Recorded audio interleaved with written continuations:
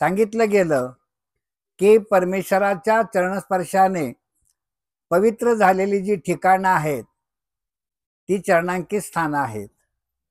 आणि ही चरणांकित स्थानं जी आहेत ही 1650 स्थानं असल्याचा संदर्भ किंवा परंपरा आपल्या परमार्गामध्ये चालत आलेली आहे. किंबहुना त्याही पेक्षा अधिक स्थानं आहेत ज्यांच्या नोंदी होऊ शकल्या नाहीत. जसं एकांक काळामध्ये स्वामींचं बरेच वर्ष परिभ्रमण विविध भागामध्ये झालेलं आहे. तर बरीचशी जी स्थानं आहेत त्यांच्या नोंदी झालेल्या नाहीत. म्हणजे 1650 तीर्थस्थानापेक्षाही स्थानांची संख्या जास्त आहे. अशा प्रकारे स्वामींचं महाराष्ट्रामध्ये परिभ्रमण झालं, स्थानांची निर्मिती झाली. स्वामींनी चतुर्विध साधन आपल्याला विहित केले.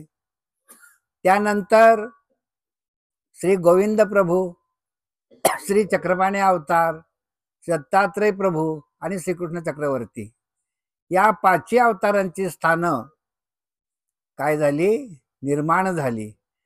आमच्या स्वामींची एकांकातली जी स्थानं आहेत ती स्थानं सुद्धा आमच्या पूर्वजांनी आपल्या तपसामर्थ्याच्या बळावरती निश्चित केलेली आहेत. आणि अशा प्रकारे ही चरणांकित स्थानाची निर्मिती झाल्यानंतर बराचसा कालखंड मध्यंतरी व्यतीत झाला. तरी अंदाजे सुमारे 300 वर्षांचा काळ स्वामींच्या प्रयाणानंतर व्यतीत झाला. तोपर्यंत मांडलिक स्थानांची निर्मिती नव्हती. मग ही मांडलिक स्थानांच्या निर्मितीचा प्रारंभ कधी झाला ना, ज्ञानप्रबोध ग्रंथाचे कर्ते पंडित विश्वनाथ व्यास बाळापूरकर यांनी आपलं जीवनाचं उत्तर आयुष्य जे आहे हे उत्तर आयुष्य त्यांनी यवतमाळ जिल्ह्यामध्ये व्यतीत केलेलं आहे. त्यांची संपूर्ण चर्या यवतमाळ जिल्ह्याच्या परिसरामध्ये त्यांनी केलेली आहे. आणि ही चर्या करत असताना अत्यंत विद्वान व्यक्तिमत्व आणि आचारनिष्ठ त्यांचं त्या भागामध्ये आटनविजनादी चर्या चालू असताना त्यांना एक कल्पना स्फुरली. काय कल्पना स्फुरली की 12 खांडींची स्थापना करूया. कारण स्वामींनी सांगितलेल्या अनुसरल्या साधकांना मातापुरा कोल्हापुरा न वचावे, कारण ती स्वाभिमानी स्थानं आहेत, म्हणजे अति असुर स्थान आहेत. अति असुर स्थान म्हणजे काय, ब्रह्मविद्येच्या अभ्यासकांना माहिती आहे की ज्या ठिकाणी 3 गुणांचा उत्कर्ष असून देवता सामर्थ्याचा जिथे राहावा असतो त्याला अति असुर स्थान असं म्हणतात. आणि त्या ठिकाणी जर ईश्वरीचा साधनवंत गेला तर मग त्या काय करतात, त्याला विघ्न करतात. आणि म्हणून अनुसरलेल्या साधकांनी त्या ठिकाणी जाऊ नये असा दंडक स्वामींनी अनुसरल्या साधकांना घालून दिलेला आहे. मग आता अनुसरलेला जो साधक आहे तो माहूरची चरणांकित स्थानं करण्यापासून वंचित राहतो आहे. चिरायू अवताराचं स्थान ज्या श्री दत्तात्रय प्रभूंनी चिरायू राहण्याची प्रवृत्ती स्वीकारलेली आहे. चिरायू म्हणजे 4 युगामध्ये अवतार, ते फक्त 4 युगामध्ये नाही, तर या सृष्टीमध्ये इथून पुढे जेवढी 4 युग येतील, कारण कृत त्रेत द्वापर कली, कलियुग संपलं की पुन्हा कृत त्रेत द्वापर कली. जसे आपले आठवड्याचे वार बदलतात, रविवार, सोमवार, मंगळवार, बुधवार, गुरुवार, शुक्रवार, शनिवार, पुन्हा रविवार येतो, वर्षाचे 12 महिने पुन्हा येतात, त्याप्रमाणे युगाचाही कालखंड तसाच आहे. तर या सृष्टीमध्ये जितके 4 युग येणार आहेत त्या कालखंडापर्यंत दत्तात्रय प्रभूंचा अवतार राहणार आहे. कारण तशी प्रवृत्ती त्या अवताराने स्वीकारलेली आहे.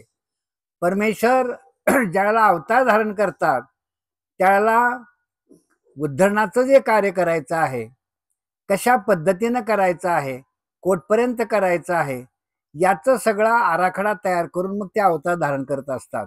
म्हणजे परमेश्वराचं कार्य सगळं नियोजनबद्ध असतं, लक्षात ठेवा.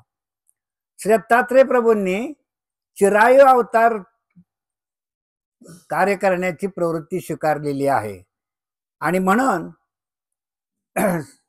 दत्तात्रय प्रभूंसारख्या चिरायू अवताराचं स्थान नमस्कार करायला अनुसरलेल्या साधकांना प्राप्त होत नाही. कारण साधनदात्याची आज्ञा आहे, अस्तिपरी त्याची आहे. मग या अनुसरलेल्या साधकांना माहूरची स्थानक केल्याचं गोमट प्राप्त झालं पाहिजे, ही संकल्पना सर्वप्रथम पंडित विश्वनाथ व्यास बाळापूरकर यांच्या मनामध्ये आली. आणि मग त्यांनी काय ठरवलं की त्यासाठी आपण काय करू, खांडींची निर्मिती करूया, म्हणजेच मांडलिक स्थानाची निर्मिती करूया. म्हणजे मांडलिक स्थानाच्या निर्मितीला प्रारंभ हा 12 खांडीपासून झालेला आहे. मग आता ही निर्मिती करायची तर फक्त विशेष आणायचा आणि तो स्थापन करायचा असं नाही, तर त्याच्या पाठीमागे काहीतरी साधना झाली पाहिजे आणि परमेश्वराचा तिथे संकेत मिळाला पाहिजे. यासाठी पंडित विश्वनाथ व्यासांनी काय केलं, माहूरच्या सभोवताली किमान 12 कोसांचा जो परिसर आहे, त्या 12 कोसाच्या परिसरामध्ये जिथून माहूरला मार्ग जातो, खांडी म्हणजे काय, खांडी म्हणजे मार्ग. जसं लोणार खांडी लीळा चैत्रामध्ये येतं, पैठणला लोणार खांडी, प्रयाग खांडी. खांडी म्हणजे जाण्याचा मार्ग. तर माहूरला जाण्याचे जिथून जिथून मार्ग त्या कालखंडामध्ये उपलब्ध होते, त्या ठिकाणी एकांतामध्ये बसून दत्तात्रय प्रभूंच्या नामाचं त्यांनी स्मरण केलं. आणि स्मरण केल्यानंतर ज्या ज्या ठिकाणी त्यांना दत्तात्रय प्रभूंनी विविध वेशामध्ये दर्शन दिलं, अशा ठिकाणी त्यांनी खांडींची स्थापना केली. जसं दत्तात्रय प्रभूंचा कसा आहे, नाना वेश आहेत, कधी पारधीचा वेश, कधी मातंग वेश, कधी दिगंबर वेश, कधी व्याघ्र वेश, असे कितीतरी वेश दत्तात्रय प्रभूंनी स्वीकार केलेले आहेत. आणि म्हणून पंडित विश्वनाथ व्यासांनी ज्या ठिकाणाहून माहूरच्या दिशेने जाणारे मार्ग आहेत, त्या गावांच्या बाहेर एकांत स्थळामध्ये नामस्मरण केलं. आणि त्यांना जिथे जिथे जाणवलं की या ठिकाणी तुम्ही या खांडींची स्थापना करावी, मग आता स्थापना करायची तर विशेष पाहिजेत. आणि म्हणून त्यांनी माहूरगडाहून दत्तात्रय प्रभूंचे विशेष मागून घेतले. ते स्वतः माहूरला गेले नाहीत, कारण स्वामींची आज्ञा असल्यामुळे ते तिकडे गेले नाही. परंतु त्यांनी ते दत्तात्रय प्रभूंचे विशेष मागून घेतले. आणि मग मागून घेतल्यानंतर त्यांनी ज्या ज्या ठिकाणी स्मरण करून त्यांना प्रत्यक्ष दत्तात्रय प्रभूंनी वेगवेगळ्या रूपामध्ये दर्शन दिलं, त्या ठिकाणी त्यांनी पहिल्यांदा 12 खांडींची स्थापना केली. मग कुठे मोराच्या रूपामध्ये दर्शन झालेलं आहे, कुठे कबुतराच्या रूपामध्ये झालेलं आहे. अशा वेगवेगळ्या प्रकाराने त्यांना दत्तात्रय प्रभूंचं दर्शन जिथे जिथे झालं, तिथे तिथे त्यांनी 12 खांडींची स्थापना केली. आणि दत्तात्रय प्रभूंचे विशेष जे आहेत ते विशेष आणून त्या ठिकाणी विधियुक्त स्थापन केलेले आहेत, स्मरण साधनेतून स्थापन केलेले आहेत. आणि देली खांड जे आहे, जे नांदेड जिल्ह्याच्या किनवट तालुक्यामध्ये आहे, आणि तिथे घनदाट जंगल आहे, अरण्य आहे, आजही आहे, पूर्वी काळी तर खूप असेल. त्या ठिकाणी त्यांना श्री दत्तात्रय प्रभूंनी 32 लक्षणी मूर्ती सहित दर्शन दिल्याचा संदर्भ आमच्या चरित्रामध्ये म्हणजे इतिहासामध्ये आढळतो आहे. देली खांडीवर दत्तात्रय प्रभूंनी पंडित विश्वनाथ व्यासांना 32 लक्षणी मूर्ती सहित दर्शन दिलेलं आहे. आता दत्तात्रय प्रभूंचं दर्शन झालं म्हणजे प्राप्तीचा मार्ग एकदमच सुलभ झाला. कारण दत्तात्रय प्रभूंचं कसं आहे, एक तर अमुक दर्शन आहे, ते अमुक दर्शन सहसा होतच नाही, आणि झालं तर शीघ्र चरितत्व, दर्शन, अनुसरण, सेवा, संबंध, शीघ्र त्या जीवाचं काय होतं, उद्धरण होतं. अशा प्रकारे माहूरच्या सभोवताली सुमारे 12 कोसाच्या अंतराने पंडित विश्वनाथ व्यासांनी या 12 खांडींची काय केली, निर्मिती केली. त्या 12 खांडी अशा आहेत: जवळा खांड, लाख खांड, दिग्रस खांड, पुसत खांड, त्यानंतर गगन हरशी खर्शी खांड, गगनमाळ, पारडी खांड, मुळावा खांड, त्यानंतर गगनमाळ खांड, चुरमुरा खांड आणि तुमची मन्याळी खांड आणि कृष्णापूर खांड, ह्या मुख्य 12 खांडी आहेत. आणि या व्यतिरिक्त मग या 12 खांडींची स्थापना झाल्यानंतर पुढील कालखंडामध्ये मग काही उपखांडींची निर्मिती होऊ लागली. त्या उपखांडीमध्ये शिळोना उपखांड आहे, आंबाळी उपखांड आहे, दगड धानोरा उपखांड आहे आणि ढाणकी उपखांड आहे. अशा प्रकारे या उपखांडी निर्माण झाल्या. मग त्यानंतरच्या कालखंडामध्ये बऱ्याचशा निर्माण होऊ लागल्या. मग जांभोरा आहे, विडूळ आहे, तो पुढचा इतिहास तो वेगळा आहे. तर अशा प्रकारे पहिल्यांदा या 12 खांडीच्या माध्यमातून मांडलिक स्थानांची काय झाली, निर्मिती झाली. आणि या मांडलिक स्थानांच्या ठिकाणी जे विशेष स्थापन केले त्या ठिकाणीही लोकांचं येणं जाणं सुरू झालं, पूजा अर्चा सुरू होऊ लागली. आणि मग पूजा अर्चा सुरू झाल्यानंतर तुम्हाला माहित असेल, शास्त्रकार म्हणतात की स्थानाच्या ठिकाणी जे सामर्थ्य आहे त्या सामर्थ्याचा उजृंभ कशामुळे होतो, उजृंभ होतो आणि सामर्थ्य अभिमान कमी पण होतो. टीकाकार म्हणतात, पुरुषाचे न करणे अकरणे दडपे उजृंभे. तुम्ही जर त्या स्थानाच्या ठिकाणी भक्तिभावे जर उपार्जना केली तर ते सामर्थ्य अभिमान घेतं आणि विशेष प्रकारचं कार्य करू लागतं. आणि जर त्या ठिकाणी उपार्जना व्यवस्थित होऊ नाही लागली तर मग ते सामर्थ्यचा जो अभिमान आहे तो अभिमान सुद्धा कमी होतो. माणसाची भाव श्रद्धा जर कमी झाली, निष्ठा कमी झाली तर सामर्थ्य सुद्धा त्याचप्रमाणे कमी अधिक प्रमाणात होत असतं आणि त्याचे परिणाम आजही आपल्याला दिसून येतात. आणि म्हणून स्थानाच्या ठिकाणी भाव श्रद्धा उपार्जना नेम त्या पद्धतीने जर आचरले गेले तर ते सामर्थ्य सुद्धा त्या ठिकाणी विशेष प्रकारे काय करतं, अभिमान घेतं आणि कार्य करतं. मग आता या 12 खांडींची निर्मिती झाल्यानंतर पुढे आणखीनही मांडलिक स्थानाची निर्मिती झाली. त्याचं कारण असं झालं की 1650 स्थानांची तर निर्मिती झालेलीच होती, परंतु बऱ्याचशा प्रदेशामध्ये स्वामींची चरणांकित स्थानं नव्हती.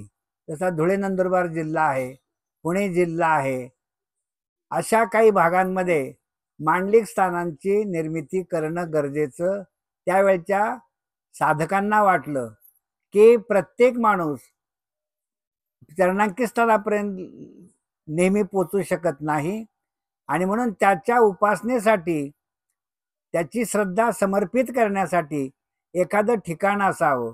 आणि म्हणून ज्या भागामध्ये स्वामींची चरणांकित स्थानं नाहीत अशा ठिकाणी सुद्धा मांडलिक स्थानांची निर्मिती सुरू झाली.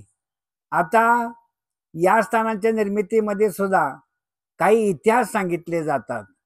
जसं आता ते पुणे जिल्ह्यामध्ये कोणतं ते सौरंग्याचं स्थान आहे, तर तिथलाही काही इतिहास सांगितला जातो. दत्तात्रय प्रभूंचा विशेष कोणीतरी घेऊन चाललेलं होतं आणि तो विशेष त्या ठिकाणी आणल्यानंतर तो जड झाला, तिथून पुढे तो हलेना, मग तिथे त्याची स्थापना करण्यात आली. अशा प्रकारचे इतिहास वेगवेगळ्या प्रकारचे मांडलिक स्थानांचे आहेत.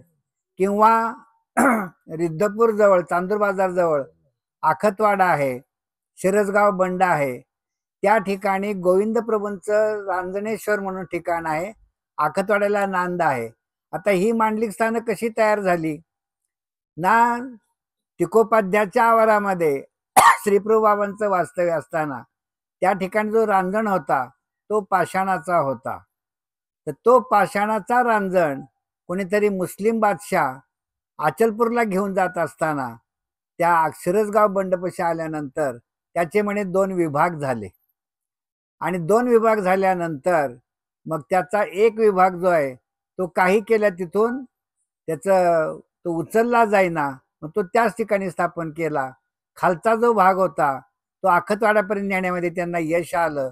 तिथूनही पुढे तो उचलला जाईना, मग तो आखतवाड्याला स्थापन केला गेला. अशा प्रकारे या मांडलिक स्थानांची निर्मिती झालेली आहे. मग सारंगखेडा आहे, शिंगवे आहे, मग नंतरच्या कालखंडामध्ये मग इकडे लातूर जिल्ह्यात मळवटी आहे, सौरंगा आहे. अशा हा चोरवड आहे. चोरवडला सुद्धा पूर्वी खूप मोठी यात्रा भरायची. आता तेवढी यात्रा भरत नाही. याचं कारण म्हणजे जे तुम्हाला पहिल्यांदा सांगितलं की पुरुषाचे न करणे अकरणे दडपे उजरंबे. उपासनेमध्ये हलगर्जीपणा झाला की सामर्थ्य सुद्धा काय होतं त्या ठिकाणी कमी प्रमाणात काम करतं. एक लीळा चरित्रामध्ये एक लीळा येते. स्वामींचं पैठणला वास्तव्य आहे आणि पैठणला वास्तव्य असताना सारंग पंडित जे आहेत ते स्वामींना अधूनमधून उपहारासाठी बोलवत असत, स्वामींसाठी उपहार पाठवत असत. एकदा सारंग पंडितांनी स्वामींसाठी उपहार पाठवला, म्हणजे उपहाराचं निमंत्रण दिलं. आणि गंमत अशी झाली की उपहाराची वेळ झाली पण उपहार काही सारंग पंडिताच्या घरून स्वामींकडे आलेला नाही. कारण त्यांच्या घरी पाहुणे आलेले होते, त्याच्यामुळे उमाईसाला स्वयंपाकाचा बराच भार पडलेला होता. उमाईसा स्वयंपाक करत होती. स्वामींच्या उपहाराला उशीर झालेला आहे आणि म्हणून महादाईसा स्वतः आल्या की उपहाराला उशीर का झाला. महादाईसा सारंग पंडिताच्या वाड्यामध्ये आल्या आणि सरळ आतमध्ये स्वयंपाकघराकडे गेल्या. त्याच दरम्यान सारंग पंडितांच्या घरी पाहुणे आलेले होते आणि ते पाहुणे ओसरीवर गप्पा गोष्टी करत बसलेले होते. सारंग पंडितही त्यांच्याशी गप्पा गोष्टी करत होते. महादाईसा सरळ स्वयंपाकघरामध्ये गेल्या आणि उमाईसाला म्हणाल्या की हे काय उमाई, गोसाव्यांच्या आरोगणेला उशीर होत आहे, अजून उपहार कसं काय पाठवला नाही. त्या उमाईसाने सांगितलं की मी काय करू म्हणे, पाहुणे आलेले आहेत, पाहुण्यांसाठी वेगळा स्वयंपाक करावा लागतो आहे, गोसाव्यांसाठी वेगळा उपहार तयार करायला लागतो आहे आणि म्हणून त्याच्यामध्ये उशीर झाला. महादाईसा म्हटलं काय हरकत नाही. महादाईसाने पदार्थ ताटामध्ये वाढून घेतले, उपहार ताटामध्ये घेतला, वस्त्र त्याच्यावरती टाकलेला आहे आणि उपहार घेऊन निघाल्या. तेव्हा त्या वस्त्रीमध्ये जे पाहुणे होते ते पाहुणे सारंग पंडितांना विचारतात की उपहाराचं ताट कोणासाठी घेऊन चाललेले आहात. त्यावेळेला सारंग पंडित सांगतात हे श्री चांगदेवराव गोसाव्यांसाठी. आणि मग ते पाहुणे काय म्हणतात की द्वारकेला एक श्री चांगदेवराव गोसावी होऊन गेले, त्यांच्या ठिकाणी सुपेने मार्ग खराटीने विद्या प्रगटती असं कार्य वर्तत होतं, तसं काय कार्य यांच्या ठिकाणी वर्तत का. तेव्हा सारंग पंडित म्हणतात तसे तर काही याचा ठाई देखो ना. तसं तर काही कार्य यांच्या ठिकाणी या श्री चांगदेवरावांच्या ठिकाणी तसं कार्य वर्तताना तर काही दिसत नाही म्हणाले. आणि मग हे महादाईसाने ऐकलं आणि महादाईसा पुढे घेऊन निघाल्या, ताट घेऊन निघालेले आहेत. आता सारंग पंडितांना काय वाटलं की महादाईसा आता ही गोष्ट स्वामींना सांगतील, म्हणून सारंग पंडित लगेच पाठीमागून आले. आल्यानंतर आता ती गोष्ट कळालीच आणि सारंग पंडित मग गळ्याकडे बोट दाखवू लागले, हात दाखवले, हो मी असं बोललो म्हणे. यावर स्वामी आपला अभिप्राय काय व्यक्त करतात. सारंग पंडितांना म्हणतात की तुम्ही म्हणालात पाहुण्यांना की त्यांच्यापासून सुपेने मार्ग खराटीने विद्या प्रगटती, तसं या गोसाव्यांच्या ठिकाणी आम्हाला तर काही दिसत नाहीये. तेव्हा स्वामी म्हणतात पांडेया तै देव होता आणि भक्तही होता. आता देव असे पर भक्त नाही.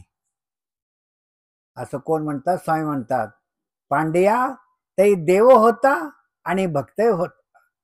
आता देव आहे पण भक्त नाही.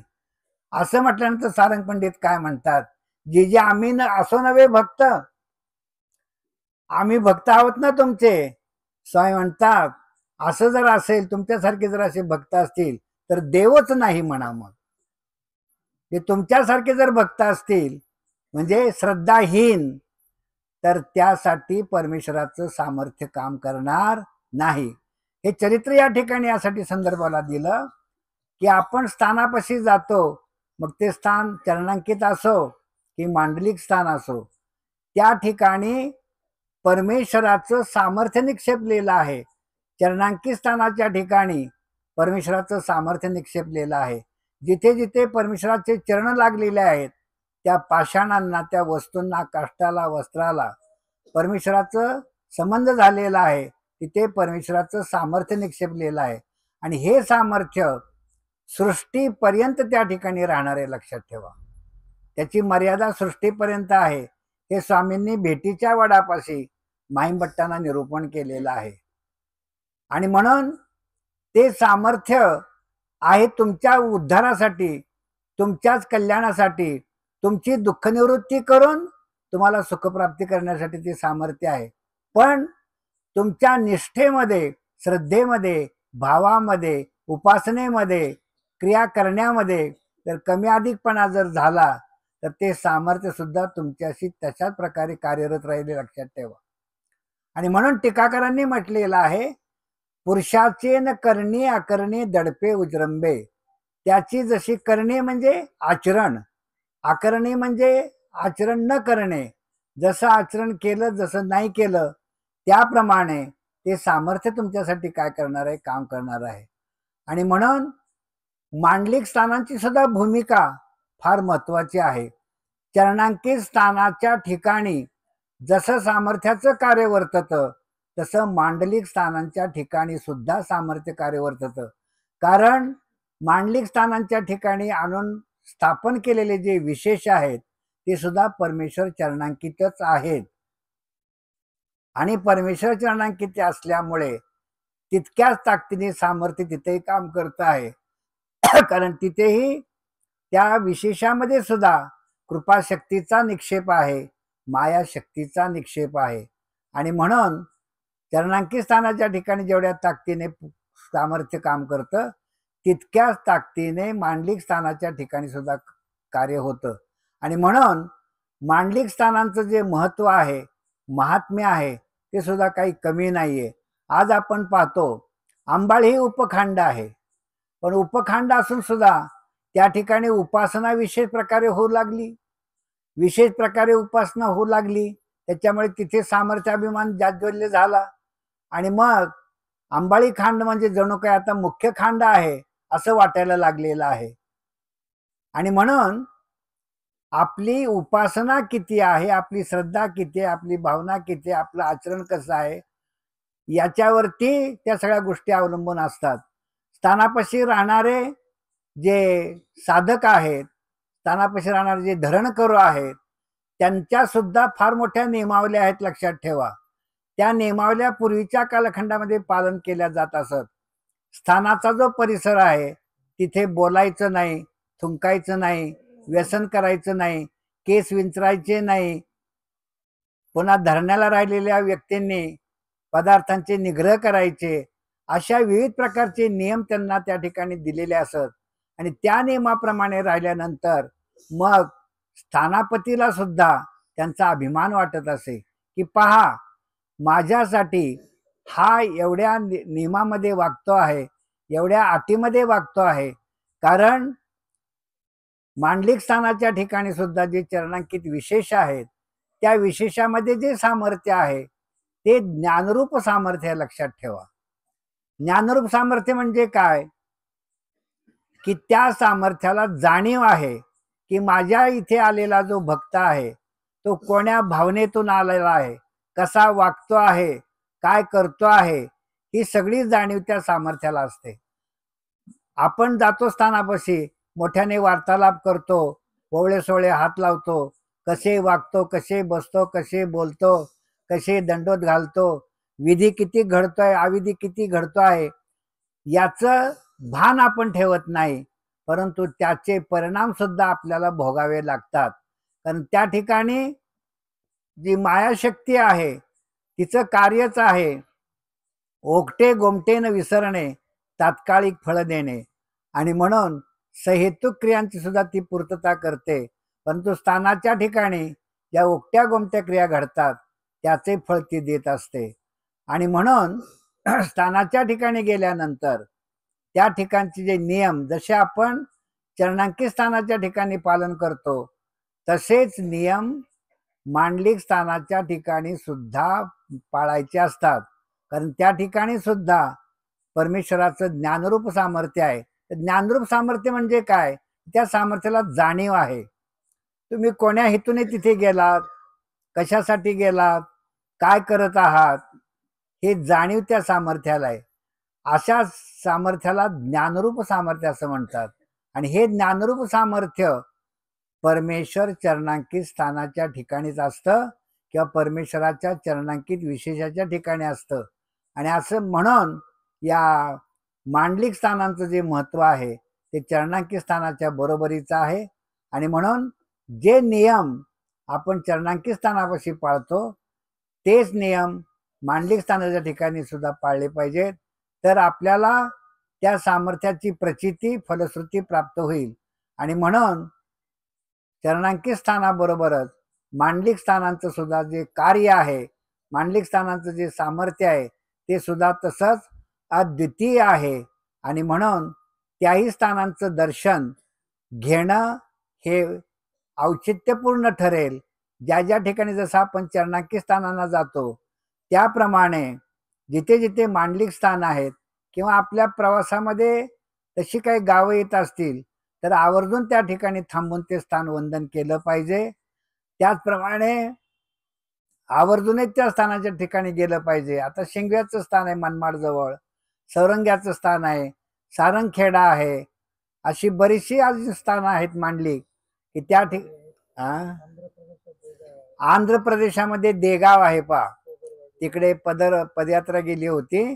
तिथे सुद्धा दत्तात्रय प्रभूंचं मांडलिक स्थान आहे. ते सुद्धा असं चमत्कारपूर्ण आहे. पोगरवाडी आहे.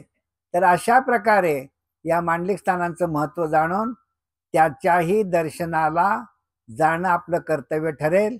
आणि म्हणून या स्थानांचं महत्व आपण जाणून त्या ठिकाणी तशा प्रकारची उपासना करून विशेष प्रकारची फलश्रुती आपण प्राप्त करून घेऊया. अशा प्रकारे हे मांडलिक स्थानाचं महत्व या ठिकाणी विवेचन करण्याचा प्रयत्न केला आहे. सर्वज्ञ श्री चक्रधर स्वामी की जय.